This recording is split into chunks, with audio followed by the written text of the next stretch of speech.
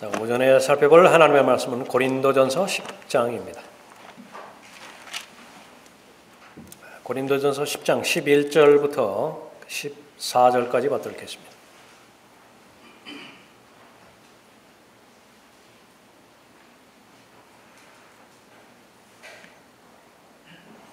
이제 그들에게 일어난 이 모든 일이 본보기가 되고 또 세상의 끝날들을 당한 우리에게 구원면으로 기록되었느니라. 그러므로 서 있는 줄로 생각하는 사람은 넘어지지 아니하도록 주의하라. 사람에게 흔히 닥치는 시험 외에는 너희가 당한 것이 없나니 하나님께서는 신실하셔서 너희가 감당할 수 있는 것 이상으로 시험을 당하지 않게 하시고 시험을 당하면 피할 길도 마련하셔서 너희로 능히 감당케 하시느니라. 그러므로 나의 참으로 사랑하는 자들아 우상 숭배를 피하라. 기도하겠습니다.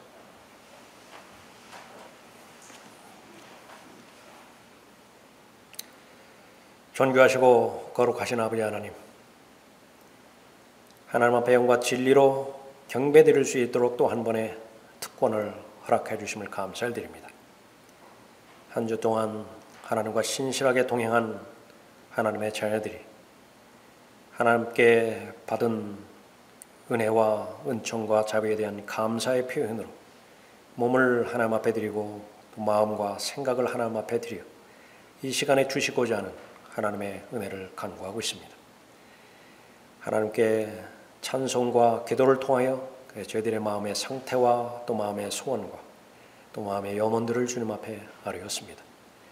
이제 준비된 마음으로 또 하나님의 말씀을 듣고자 할 때에 진리의 영이신 성령 하나님을 통하여 잘 깨우쳐 주시고 또 삶의 구체적인 현장 가운데 적용케 해 주셔서 말씀으로 인한 아름다운 결실의 열매 맺을 수 있도록 인도해 주시길 원합니다. 그 결과 성령께서 가르쳐 주시고 또 일일이 지적해 주시는 모든 죄에 대해서 다 단절되어 줄 수 있도록 인도해 주시고 아직까지 주님 말씀에 실행해야 되나 실행을 연기하고 또 멈춘 그런 영역이 있다고 한다면 또 과감하게 하나님 앞에 자신의 마음을 결단해 드림으로 인해서 마귀가 더 이상 집요하게 시험의 대상으로 자신을 얽어매지 못하도록 이 시간을 선하게 인도해 주시길 원합니다. 저를 주님의 영으로 충만하게 채워주시고 악의 모든 세력들이 이 시간을 방해하지 못하도록 보호해 주십시오. 주 예수 그리스도 이름으로 기도드렸습니다. 아멘. 오늘 설교의 제목은 시험에 대해 어떻게 승리할 수 있는가입니다.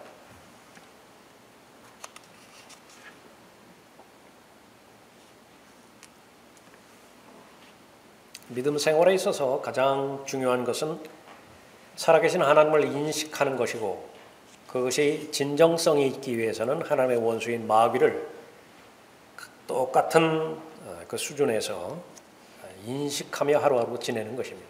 지난 한 주간 한번 생각해 보십시오.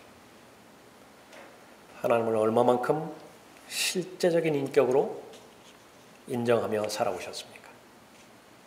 병행해서 마귀의 인격으로 다가오는 마귀에 대해서도 얼마만큼 인식하며 살아오셨습니까? 그것이 여러분의 믿음의 실체입니다.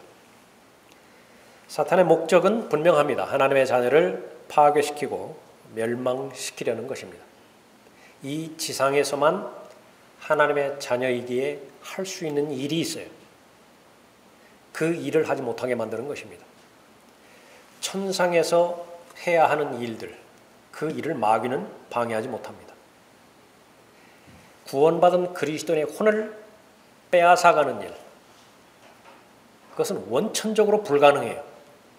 마귀가 그것을 모를 리만큼 어리석지는 않습니다.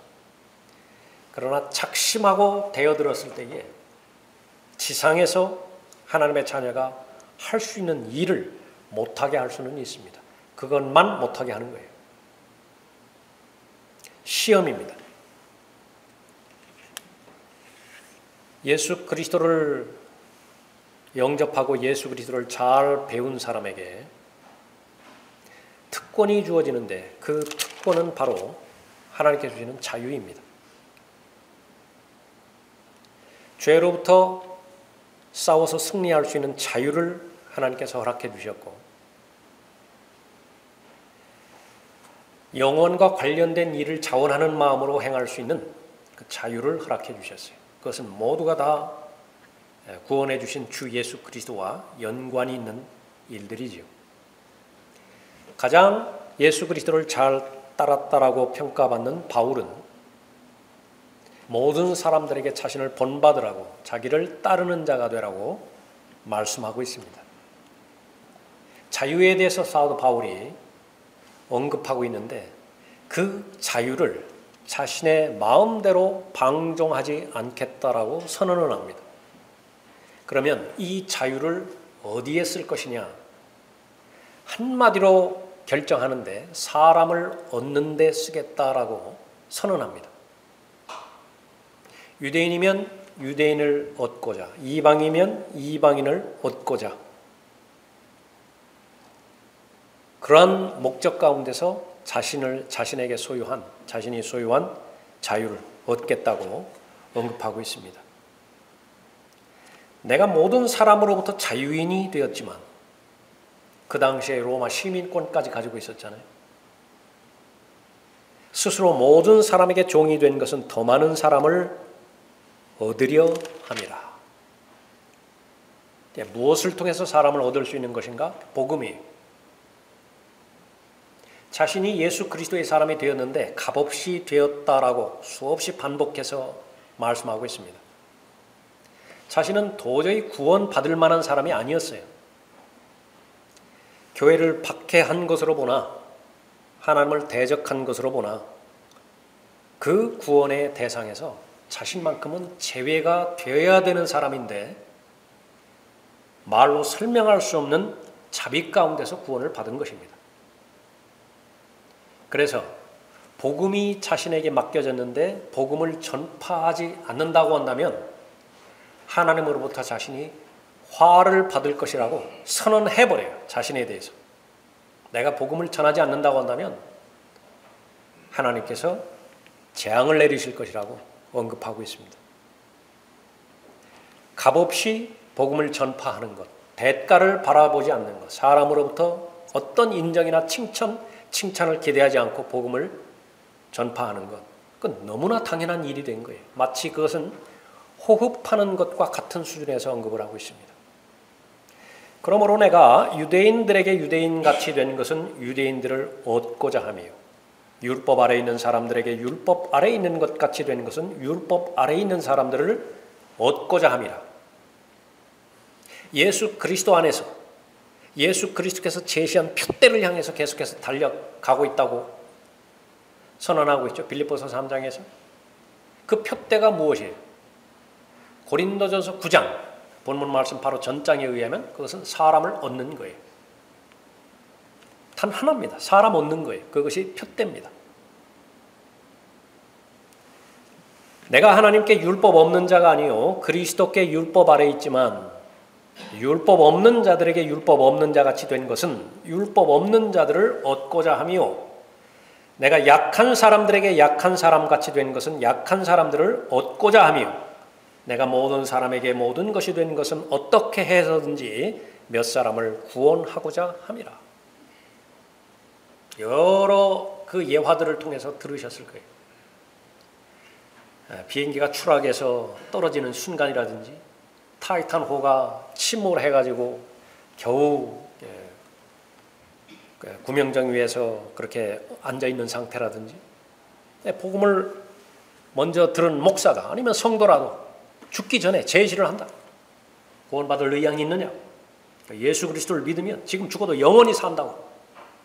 어떻게 해서든지 몇 사람을 얻고자 함이라. 모두가 다 바울을 본받는 사람이었겠죠. 바울을 따르는 사람이었겠죠.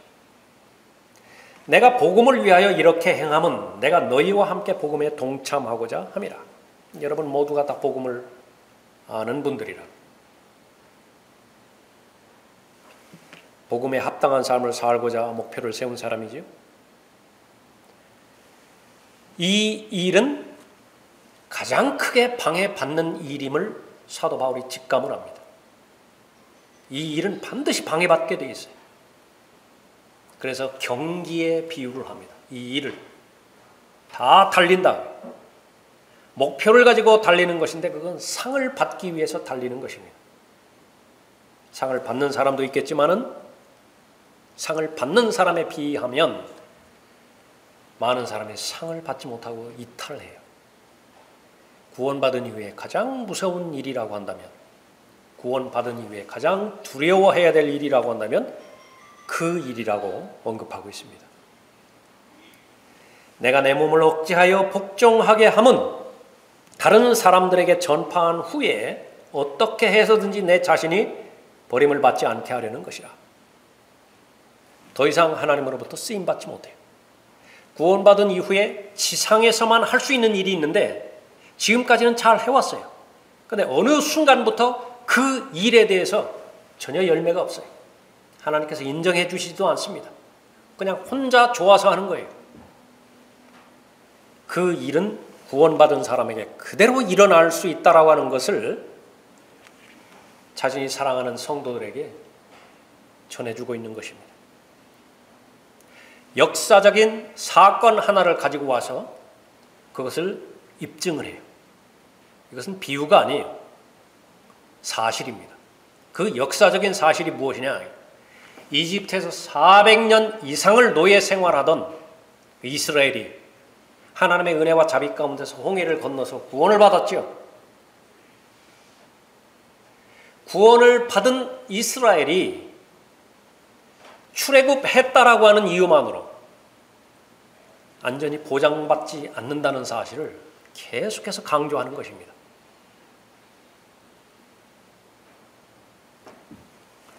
형제들아, 이제 나는 너희가 모르는 것을 원치 아니하노니 무엇을 모르기를 원치 않는 것이에요. 구원이 다가 아니다라고 하는 사실입니다. 구원이 의미가 있기 위해서는 어떻게 해야 되는 것입니까? 하나님께서 최종적으로 무슨 목적으로 구원해 주셨는가? 이스라엘에 관련된 부분이라고 한다면 약속의 땅에 들어가는 것이죠.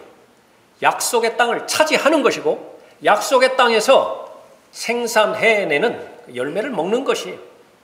하나님께서 예비해 주시고 하나님께서 베풀어 주시는 요즘 사람들이 말하는 복지죠. 복지를 누리는 것이에요. 적지 않은 사람들이 홍해를 건넜지만 홍해를 건너기까지 얼마만큼 하나님께서 은혜를 베풀어 주셨습니까? 구원을 베풀어 주신 것이에요. 침례를 받았죠. 우리 조상들이 모두 구름 아래 있었고 모두 바다를 통과하였으며 모두 구름과 바다 속에서 모세에게 침례를 받았고 기정사실이에요. 누구 하나 부인하지 못합니다. 거기서 그치는 것이 아니라 영적 음식을 먹었어요. 만나를 먹었지요. 영적 음료를 마셨어요. 반석에서 나오는 물을 마신 것입니다. 모든 구원이 완벽하게 다 이루어진 거예요. 이제는 감사해서 하나님께서 주시는 하나님을 바라보는 인내를 가지고서 약속의 땅으로 들어가기만 하면 되는 것입니다. 그러나 하나님께서 그들 대부분을 그리 기뻐하지 아니하셨으므로 그들이 광야에서 죽어 넘어졌느니라. 이렇게 되지 말라는 거예요. 그러니까 그 부분을 통해서 시험에 얼마든지 구원받았다 하더라도 굴복함으로 인해서 하나님의 마지막 목표를 이루지 못하는 사람이 있다라고 하는 것입니다. 시험이 올 때 세 가지 반응으로 나누어 볼 수 있는데 제일 많은 사람이 반응하는 것은요, 별것 아닌 시험에 다 굴복해버리는 거예요. 그냥 지레 겁먹어버리고 무기 버리고 손 들어버리는 거예요. 그러니까 한 번 그렇게 그 시험에 그렇게 굴복해버리는 것이 자신의 습성이 되어져 버리면은 전의를 상실해버려요. 그 사람의 목적은 그냥 의식주 해결이에요. 편안하면 그냥 잘 사는 거예요. 더 바라지도 않아요. 깨닫지 못하면 멸망하는 짐승과 같다고 말씀하셨는데 별 다를 바가 없어요. 별로. 그냥 조금 문화적인 면, 윤리적인 면 그거 가미하면서 살아간다 뿐이죠. 그것도 요즘은 없죠. 짐승보다 못한 짓들이 얼마만큼 많이 매일매일마다 보도되어지고 있습니까? 짐승이라면 그런 짓 안 한다. 그런가 하면 또다시 적지 않은 그리스도인들이 이 시험을 당할 때에 투쟁을 하기는 하는데 자신의 힘으로 투쟁을 해요. 결과는 백전백패입니다. 예수 그리스도께서 그 시험에 직면해서 여러 주 동안 마지막 아담인 예수 그리스도께서 시험 받으신 그 부분에 대해서 성경 공부로 살펴봤죠. 그러니까 왜 그렇게 시험을 받으신 거예요? 시험 받는 자들을 도와주기 위해서 그렇게 시험을 받으셨고 시험에 대해서 승리하신 것이죠. 우리에게는 거룩한 의무가 하나 있어요. 무엇이냐? 그 고난을 받으셨다고요. 고난 받으실 이유가 없는 분이세요. 하나님이 왜 고난을 받습니까? 죄와 무관한 분이 왜 죄와 관련돼서 그렇게 고난을 받아야 돼요? 그 목적은 앞으로 고난 받을 하나님의 자녀들을 승리로 인도하기 위해서 고난 받으신 것이지요.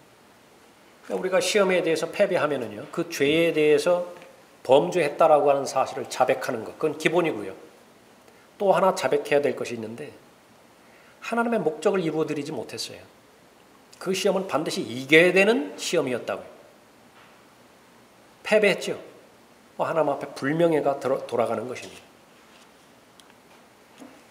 또 하나는 소수이지만은 예수 그리스도의 능력으로 시험을 이겨나가는 사람들이에요. 바울은 이 세 번째 사람이 되고자 오늘 본문 말씀을 기록하고 있고 오늘 여러분에게 말씀을 들려주시는 것입니다.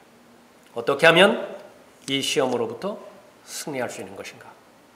반드시 여러분이 잘 알고 계시고 아는 것, 그것은 5%도 되지 않습니다. 특히 이 시험에 관련된 부분에서 다른 모든 실천 신학의 영역에 대해서도 마찬가지지만은 실천 신학 중에서도 실천 신학이에요. 이거 실행하지 않으면 아무짝에도 쓸모없어요. 이런 지식들은 반드시 실행해야 됩니다. 반드시 적용해야 되고 이 말씀을 실행하기 위해는 반드시 여러분의 죽음을 요구할 거예요. 여러분이 죽어야 된다고요. 자신을 죽음에 내어놓지 않는다고 한다면 아무리 많이 설교 들어보라고요. 아무리 많은 책을 읽어보라고요. 이길 수 있나? 하나님께서는 그러한 아주 절실한 마음으로 이 말씀을 주시는 것입니다. 그래서 단 한 사람이라도 바울이 염려했던 것처럼 다른 사람들에게 전파한 후에 어떻게 해서든지 내 자신이 버림받지 않게 하려는 것이라. 시험 들어서 패배하면 버림받는 거예요. 아주 명심하시라고요. 여러분의 모양이, 경건의 모양이 아무리 휘황찬란하다 하더라도 성경의 결론은 헛것이에요. 아무것도 없어요. 그냥 그 사람들이 그렇게 봐주고 심지어는 자기 스스로도 그렇게 자기 자신을 속이고 그러다가 구원받았다라고 하면 올라갈 뿐이에요. 절대로 우리 귀한 시간을 하나님 앞에 드리고 마음과 또 열정을 하나님 앞에 드렸는데 그렇게 잘 해놓고 하나님 앞에 무익으로 끝나서는 안 되는 것입니다. 반드시 잘 알고 실행에 옮겨야 되고 그 부분들을 도와주시도록 가장 겸손한 마음으로 하나님 앞에 가야 될 것입니다. 제일 첫 번째로는 실패로부터 배우는 거예요. 11절 보십시오. 이제 그들에게 일어나는 이 모든 일이 본보기가 되고 또 세상의 끝날들을 당한 우리에게 권면으로 기록되었느니라. 아침에 찬송 부를 때 옛 말씀이라고 그렇게 찬송 가사 가운데 있었죠. 옛 말씀이지만 여전히 살아계신 말씀이에요. 여전히 지금 이 시대에 살아가고 있는 그리스도인들을 가장 적극적으로 성공적으로 도울 수 있는 말씀입니다. 그러기 위해서는 바로 과거에게 일어난 일들, 특히 이스라엘에게 일어난 일들, 이 부분에 있어서 본보기로 삼고 모든 그리스도인에게 적용되어지는 말들이지만 특별히 세상의 끝날들을 당한 우리라고 강조하고 있죠. 여러분들은 지금 총체적으로 우리가 마지막 날들이다 생각하는 그 부분에 와 있습니다. 라오디케아 교회 시대는 이미 훨씬 많이 지났어요. 그 마지막 가운데 마지막에 와 있는 것입니다. 교회를 다니는 사람이건 다니지 않는 사람이건 인류의 종말에 대해서는 모두가 다 동의하고 있어요. 특별히 그 영적으로 마지막 날들은 사는 사람들, 미혹의 영들이 판을 치고 있잖아요. 성령을 가장해서 그것이 성령의 능력이라고. 이스라엘입니다. 구원받은 목적을 상실할 때 시험에 실패합니다. 5가지 실패한 내용이 있는데 다 살펴볼 수는 없습니다. 결론만 말씀을 드리죠. 악한 일들을 열망하는 것입니다. 사람의 마음은 진공 상태로 유지되어질 수 없습니다. 무언가로 채워져야 돼요. 성령으로 채워지든지 악령으로 채워지든지, 선한 일을 열망하는 것으로 채워지든지 악한 일들을 열망하는 것으로 채워지든지. 이스라엘은 선한 일로 자신의 마음이 채워지는 것을 거부했습니다. 그 결과 악한 일에 열망을 했죠. 우상 숭배했습니다. 음행을 했어요. 그리스도를 시험했고 불평을 했습니다.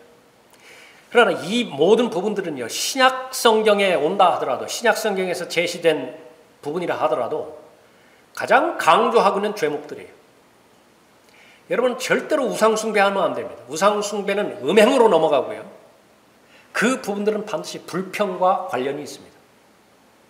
불평, 불만에 대해서는 하나님께서 반드시 책임을 물으세요.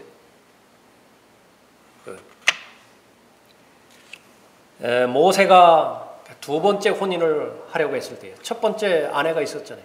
2번째 혼인을 하고 했을 때에 그 형과 누나가 여기에 간섭을 해서 불평을 삼았어요. 그거 잘못된 일이에요. 2번째 아내 받아들이는 거 잘한 일이에요. 잘못된 일들에 대해서 불평을 하는 것인데 하나님께서 호되게 책망하십니다. 문둥병 걸리게 만들어 버리신다. 하나님 안에서 내 마음의 동기가 분명하게 확증되지 않았을 때에 하는 모든 불평들, 불만들, 그것은 파괴적인 불평이에요. 절대로 그 부분에 의해서 고의적으로 시험에 걸려들지 말고요. 그리스도를 왜 시험하겠어요? 말씀하신 약속의 말씀이 있는데 그 말씀에 대해서 반신반의하는 것입니다. 우상 숭배는 탐심이죠. 탐심의 문제를 해결하지 않고 시험에 들지 않게 하나님 앞에 간구하는 것은, 그건 마귀가 획책하는 기도 제목이에요. 구원받은 다음에 자신의 몸을 하나님 앞에 헌신하지 않았다. 자신의 몸을 하나님 앞에 맡겨야 가장 안전하게 보호받을 수 있음에도 불구하고 하나님 앞에 신탁하지 않은 특정한 영역이 있어요. 은행에 맡기지 않고 장롱 둘째 서랍에 넣어놓은 귀금속이 있다고요. 그 귀금속을 하나님께서 안전하게 보호해 주시라고 기도하는 것은 부질없는 짓이에요. 이왕 맡길 거면 다 맡기라고 해요. 다 맡겨. 하나님 앞에. 헌신이죠. 그 다음에 바로 우상숭배라고 하는 그 탐심의 문제를 해결되었을 때에 자신은 시험으로부터 안전하게 보호받을 수 있는 것입니다. 시편 119편 71절에서 내가 고난을 당하는 것이 내게 좋사오니 이는 내가 주의 규례들을 배우게 되기 때문이니이다. 주의 입의 법이 내게는 수천의 금과 은보다 낫나이다. 고백을 하는 것은 내가 고난을 당하는 것이 내게 좋다고 고백을 하는 것입니다. 전제 조건이 있어요.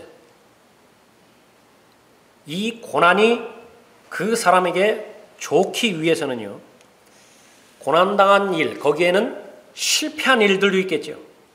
그 실패한 일들을 교훈으로 삼아서 잘 배운 다음에 하는 고백입니다. 그래야 고난을 당하는 것이 좋아요. 실패를 통해서 배우지 못한 경우에는요, 고생은 적으면 적을수록 좋아요. 고난은 안 받으면 안 받을수록 좋습니다. 배울 준비가 돼 있지 않은 상태에서 계속 고난을 받으면은요, 그 사람 망가져요. 한없이 왜곡되고 뒤틀어지고 하나님께서 도저히 쓸 수 없는 사람으로 전락해버리는 것입니다. 그 사람의 마음 가운데서 어떠한 빛도 발견되지 못해요.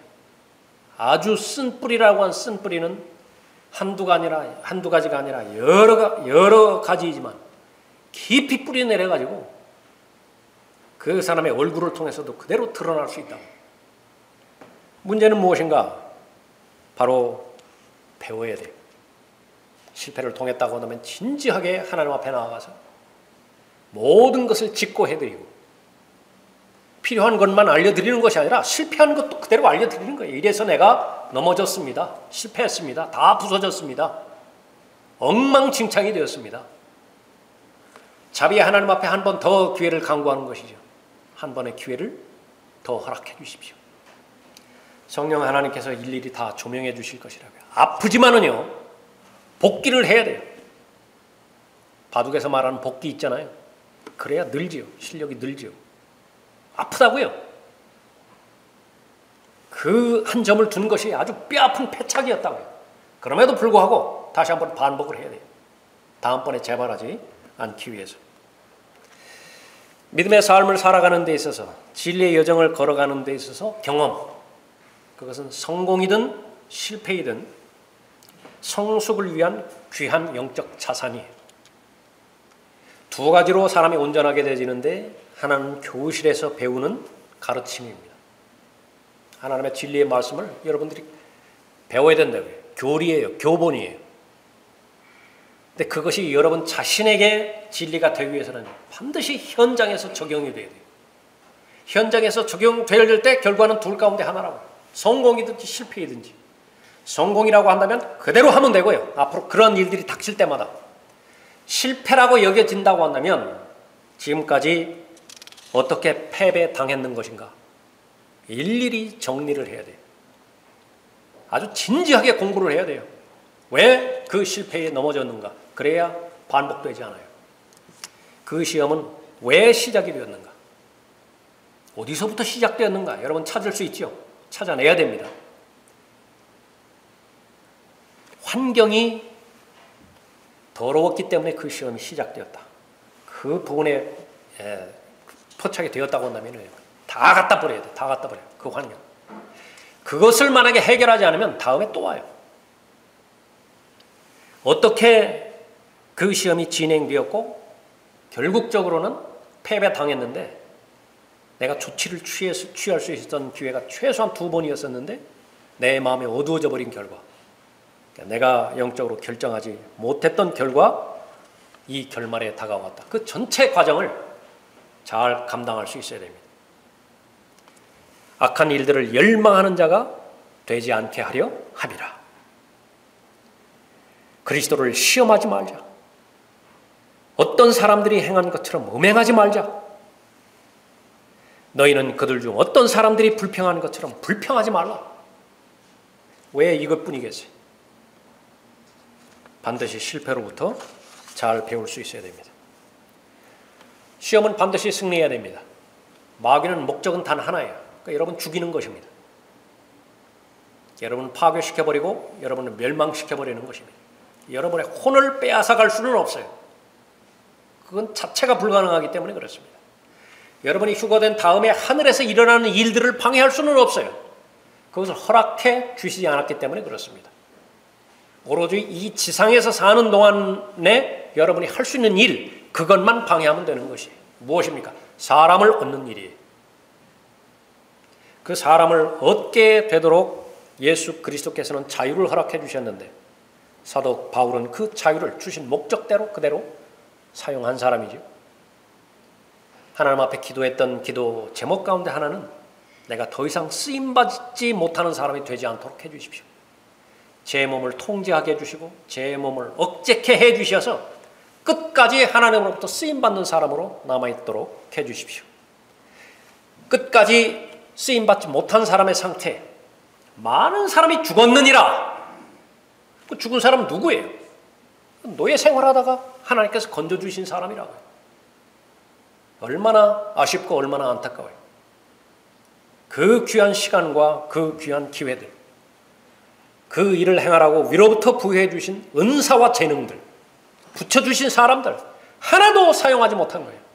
하나도 쓰지 못했다. 무엇 때문에 그런 것입니까?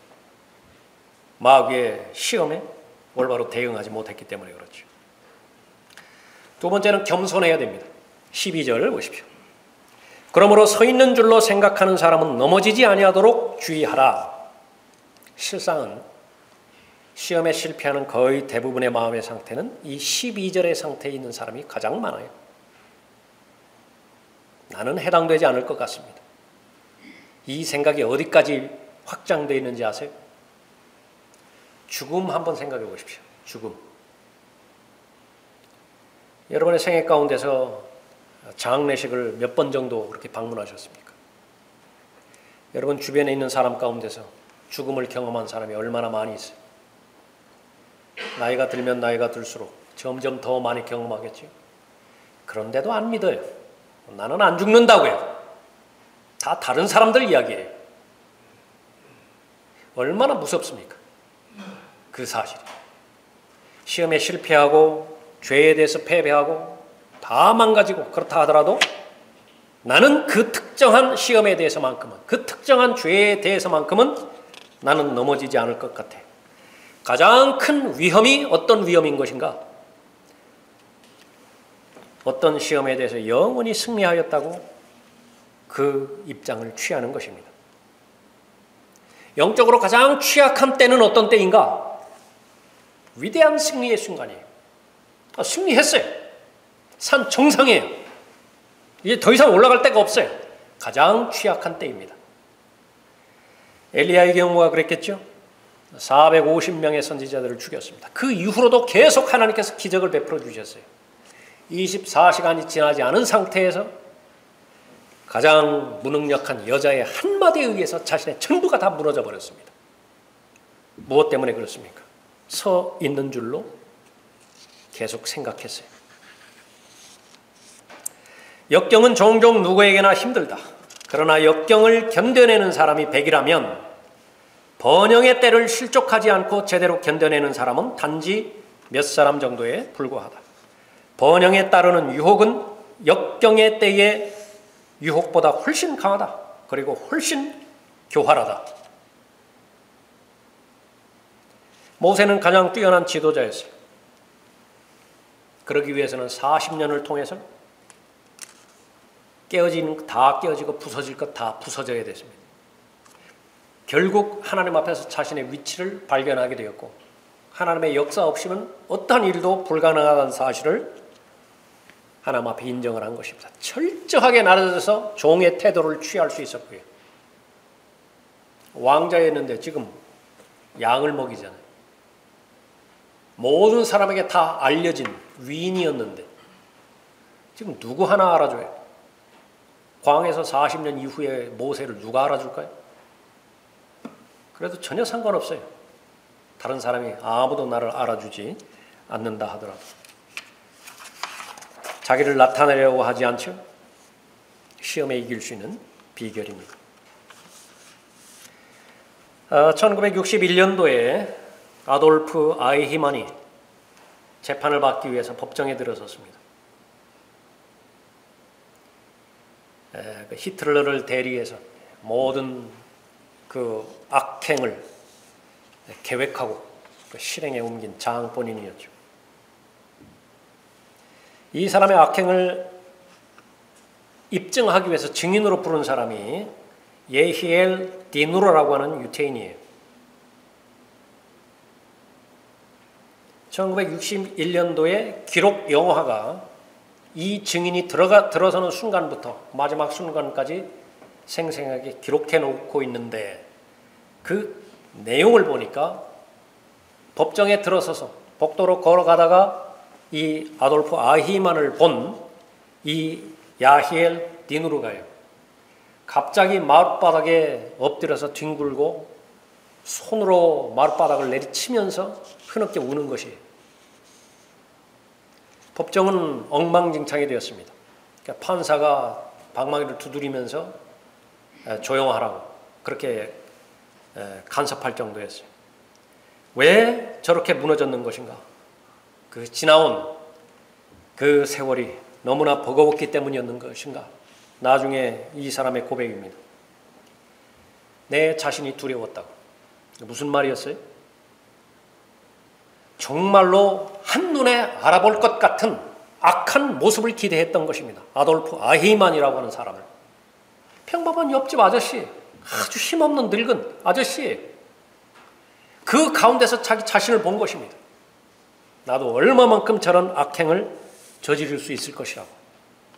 이 부분을 가지고 또 앵커가 이 사람을 초청해서 또 방영했던 그 부분들을 기록 영화가 담고 있다고 그렇게 말을 합니다. 겸손하라. 나는 죽음에 들어가는 순간까지, 들림받아 올라갈 그때까지 얼마든지 성경에 나와 있는 모든 악을 다 저지를 수 있는 그런 가능성을, 그 DNA가 고스란히 있는 거예요. 다만 활성화가 되지 않았을 뿐입니다. 그것을 철저하게 인식하지 않는 한 서 있는 줄로 생각하는 것입니다. 그러면 마귀가 계획한 그 시간에 들어간다고 한다면 그냥 무너져 버리는 것이에요. 반드시 시험에 대해서 승리할 수 있어야 됩니다. 승리하지 못하면 어떻게 되는 것입니까? 바울이 걱정하고 염려했던 것처럼 버림받는 거예요. 다른 사람에게 실컷 전파해놓고 버림받는 거예요. 주일이면 그 귀한 시간 하나님 앞에 바쳐놓고 다 버림받는 거예요. 반드시 이겨야 되죠. 승리해야 되죠. 마지막 세 번째로 하나님을 신뢰하는 것입니다. 13절 보십시오.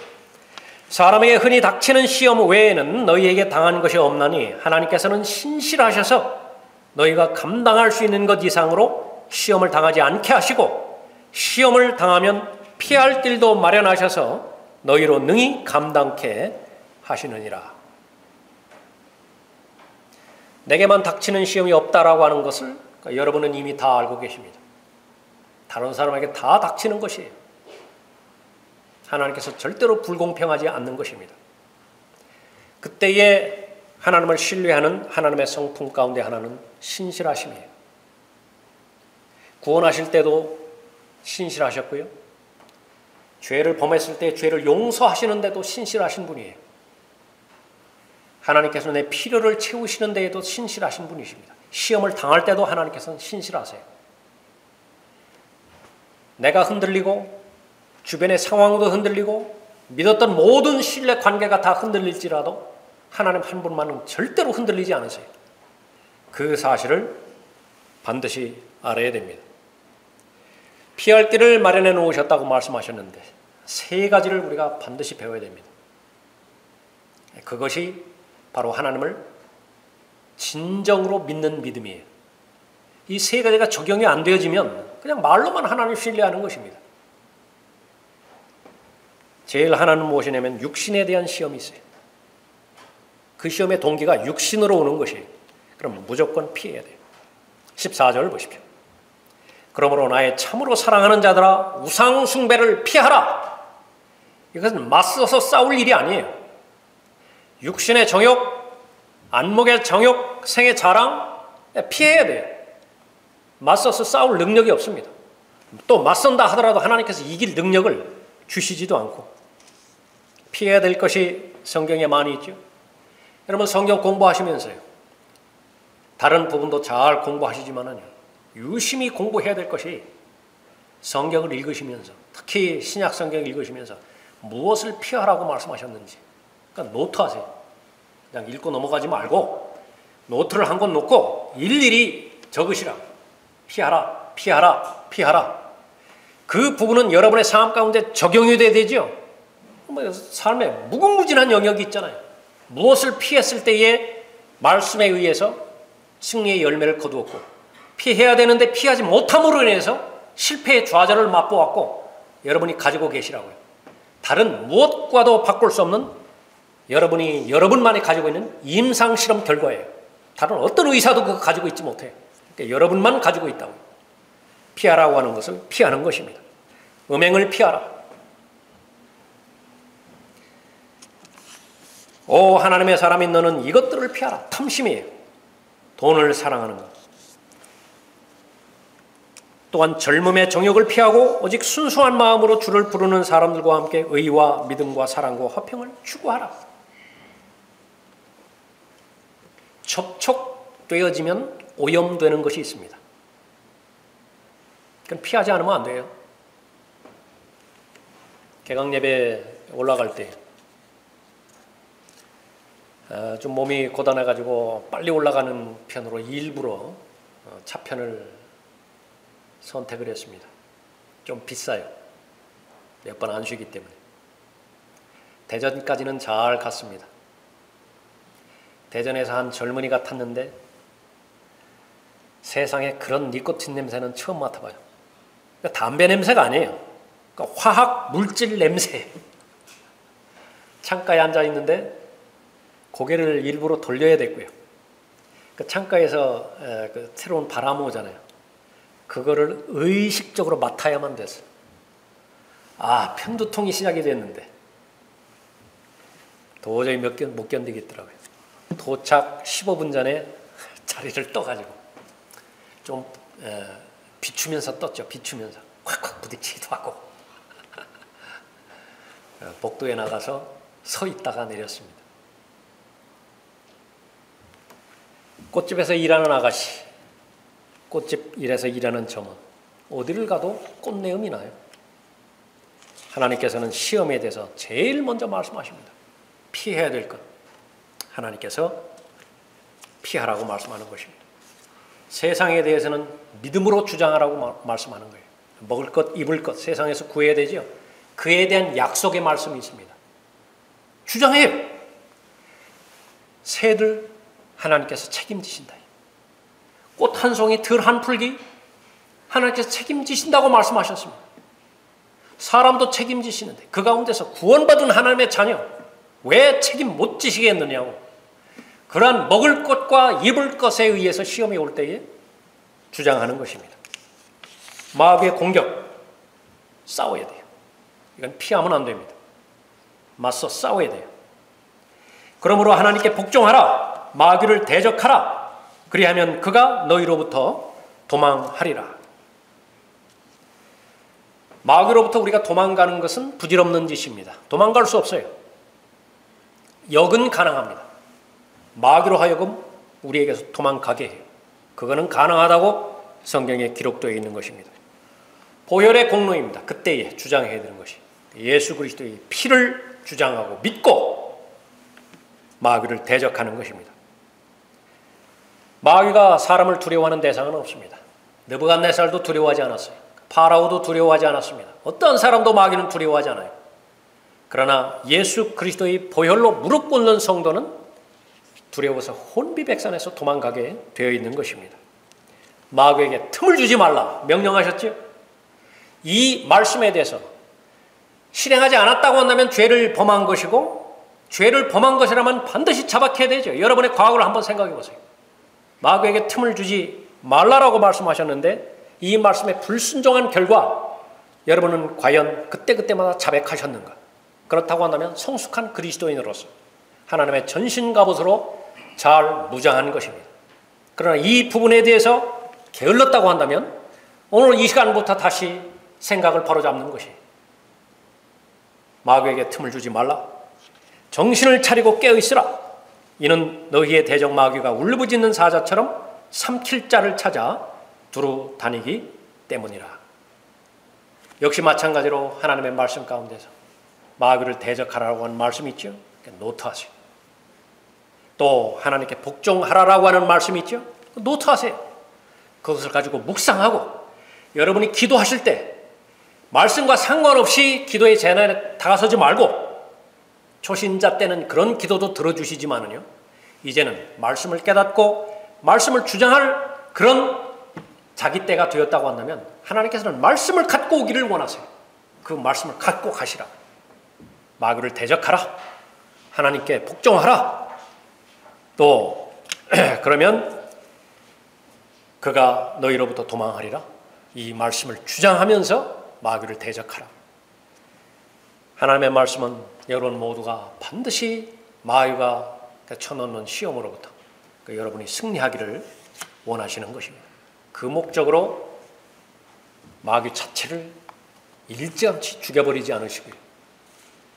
그렇게 원할 때도 좀 있잖아요. 하나님께서 마귀를 처리하실 것이라면 내가 구원받은 그 시점에서 마귀를 처리해버리시지.